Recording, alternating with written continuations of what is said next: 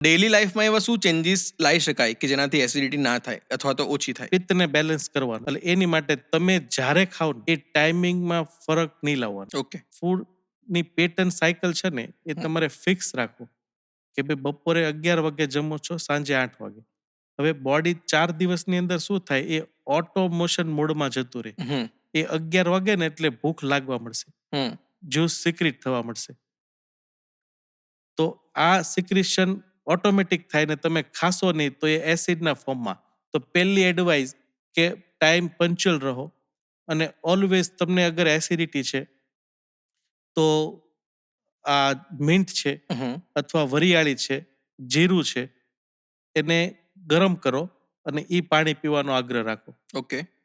અને જમીને તરત સૂઈ ના જાઓ. હમ અને બને તો 70% સુધી ખાઓ, 30% સુધી પેટ ખાલી ખાલી રાખો. રાખો. અને ચોથું, ચાવીને ખાઓ. હમ ચાવીને ખાશો ને તો એસિડ ઓછું બનશે. ઓકે. એસિડનું કામ છે, તમે નો ચાવો ને તો એ પેટને જે ફૂડ અંદર ગયું છે ને એને એ ડિઝોલ્વ કરે ઓકે. સ્મોલર પાર્ટ્સમાં, એટલે એસિડ રિલીઝ થાય. તમારે છે ને 25 વખત ચાવવાનું અને ખાઓ, હમ ઇમિડિયેટલી તમારી એસિડિટી ગાયબ.